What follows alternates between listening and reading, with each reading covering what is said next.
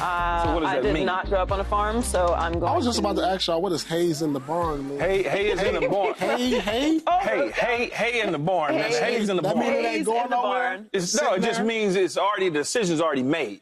So whatever that decision is, whether he's coming or going, it's already made. I'm not telling you. So I could be butchering this because, again, I did not grow up on a farm.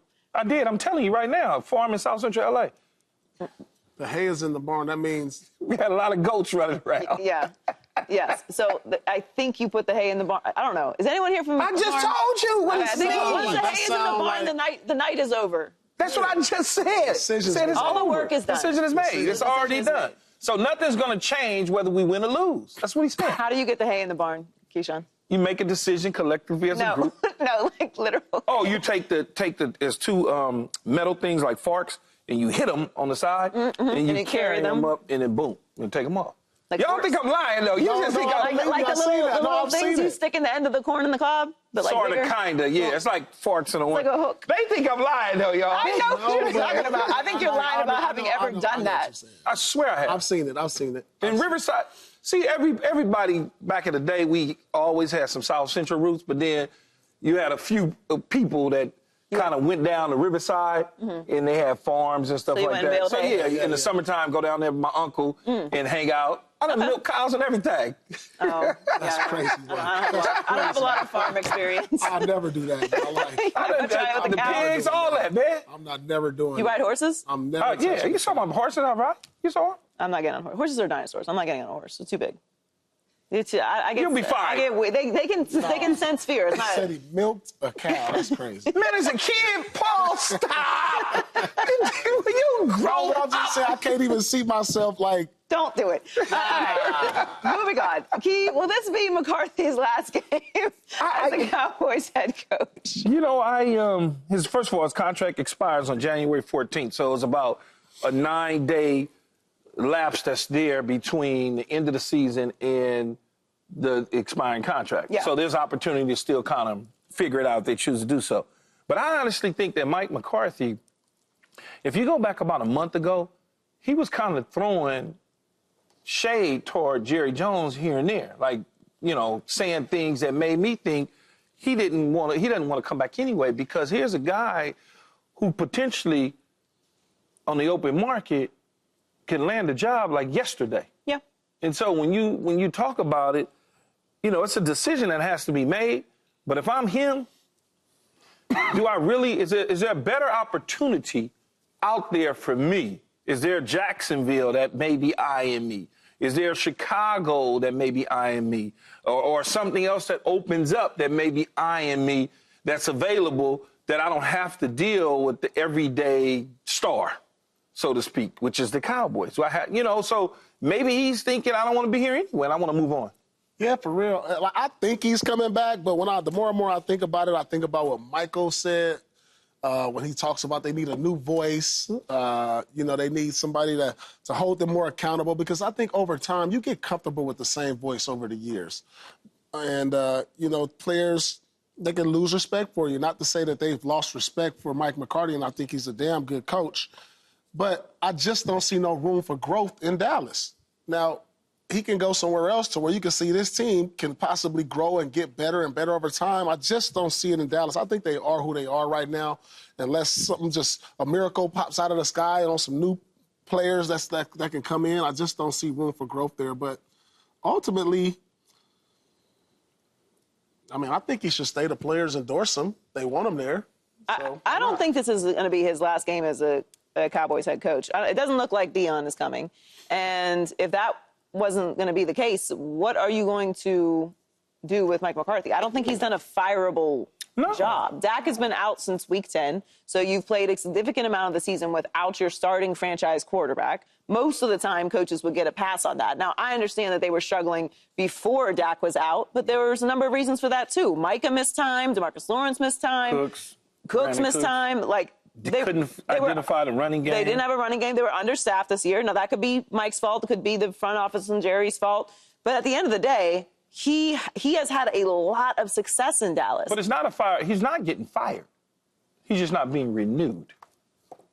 That's fair. So, right. if they're mutually deciding to leave each other, then no, he wasn't fired. And I think that could potentially be in the cards, where Jerry says, I'm not going to say anything negative about you. You don't say anything negative about us. We've just decided to go separate ways. Let's just see what's going to happen, because if Mike McCarthy gets out on the open market, people will want to interview him and see what he's talking about. I can almost guarantee you that. Well, a report out of Chicago is that the Bears would be interested in Mike McCarthy as their next head coach. So would he be a good fit in Chicago? Ooh. Absolutely. Ooh. Chicago, Jacksonville, anything that got a young quarterback. Room to grow, what I talked about. He got room to grow there. Room to grow. Not only that, when you look at what he's done with quarterbacks in particular, I mean, he had Favre in Green Bay for a couple of years. Then he moved on to Aaron Rodgers, even though he passed on Rodgers for Alex Smith in San Francisco, but that wasn't his doing. He just worked him out and decided to do something different, I guess.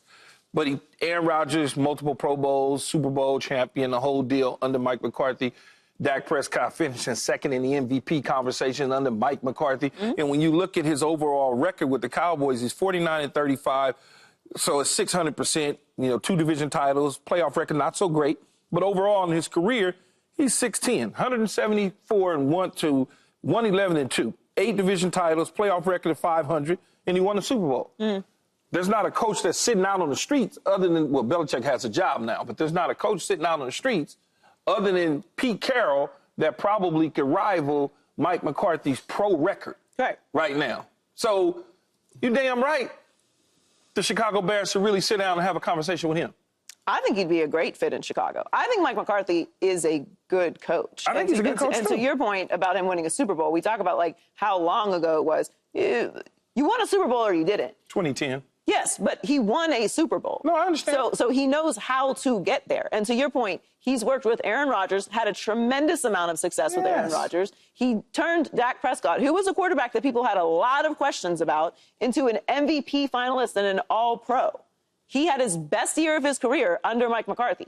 Aaron Rodgers went to his one and only Super Bowl under Mike McCarthy. He won 12 games 3 years in a row in Dallas. He's worked with high-level talent that can be difficult. He's worked with stars. He's worked with Jerry Jones. Why wouldn't he be able to go in Chicago and have success with Caleb Williams? If I'm Caleb Williams, I absolutely want Mike McCarthy. Mike McCarthy has a great record of success. You can talk all you want about what the Cowboys haven't been able to do. The Cowboys haven't been able to do that in 30 years. What I would do if I was the Chicago Bears and Ryan Poles and with this young quarterback, and I love Ben Johnson and everything he's doing. That's what I would take. No.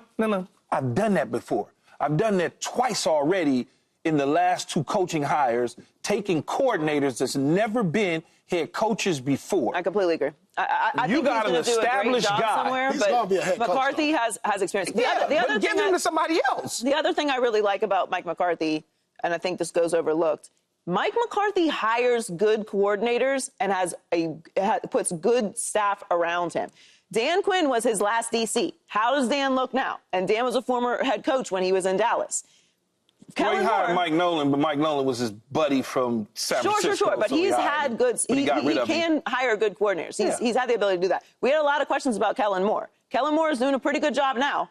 So he can put together a good staff as well, which I think is important when you're talking about building up a culture and just establishing it all when we're talking about Chicago joining the modern NFL and developing your #1 overall pick in Caleb Williams. See, my thing is, like, I like McCarthy, and I think he can be a cool fit. But, like, I think, like, when you got a young quarterback like Caleb, let's stop recycling these old coaches. Let's bring in some new old, though. Man, he ain't won since but he's old. But he's successful. In my 4th year in the league. But he's like, successful. Yeah, he's successful. But, like, new energy and a young coach with a young quarterback will make a lot of sense, too. I mean, if I got him available versus some of the other dudes as coordinators in this who petition, you can grow with, have fun with, it just seems. But he's young, though. He's not old. Like, I know he ain't old, but he's older than Ben Johnson. Yeah, but again, we've done that before, though, Paul. We just did it. We did it with Matt Nagy as an organization, and then we just did it with Eberflus, and then we're doing it with the interim coach in Brown. Like, we can't keep repeating the same habits over and over and over as an organization. What's the goal next year? You're going to say, oh, Mike McCarthy, you're going to come in here and is our goal playoffs next year?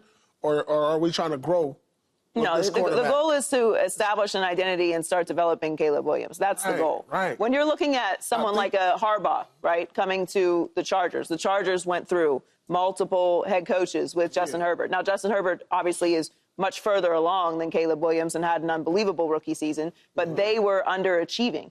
When you bring in a coach like a Mike McCarthy, and why I think he would be good for Chicago is actually the opposite of the reason why you're saying. I think Ben Johnson's going to get a job, and he's going to do a great job when he gets that opportunity as a head coach. But for Chicago, to Key's point, when you keep doing the same thing, and there's nothing wrong with hiring the up-and-coming coordinator, but when you have to establish everything and you're on the clock to develop a young quarterback, which they are now because this first year went as badly as it did. Yeah. I don't think of Mike McCarthy as an old coach. I think of him as a young very coach current still. coach Yeah, who's currently having high-level Absolutely. success. I look at him 100%. as a coach that you're trying to come in and win now with, though. Nah. He got 5 years around. He can wait. It's not that important right now. He can develop the coach. You know? When you come from winning games and making the playoffs every year, and then you just go back to a situation to where you're not making the playoffs, like as a coach, you only. But I think if he's in there, they gonna fight. They got a good team, man. They got a good roster for sure, Joy. We managed to find out how Key knows so much about getting the hay in the barn. There we go. Come on, man. You got. Man, I'ma help y'all. That looked like you in Hidden Hills. You ain't on no farm. I'm in my farm, man. That's all my land up there. Nah, I can see out know there. that background. That's Hidden Hills. No, it ain't. That's Hidden Hills. That's not really the farm. That ain't no farm. That's Hidden Hills. Man, I am not getting on the horse. Nah, you so They got stupid. horses in Hidden Hills, dog. But you still got to know what to do. Nah, I ain't going. You ain't I'm going. up to horse racing. I ain't going. That's so funny. I own horses, but I'm not. I ain't no I'm barn not gonna do over nothing there. to you. They're too big. You're fine, as long as you know how to ride them. I don't know how to ride them. That's why I just let. You can guide nice and slow. You don't have to gallop. I mean, it's nice and easy. Jesus. What we gonna do with you? Subscribe here to get the latest from Speak, and go watch a few segments from our other shows on FS1.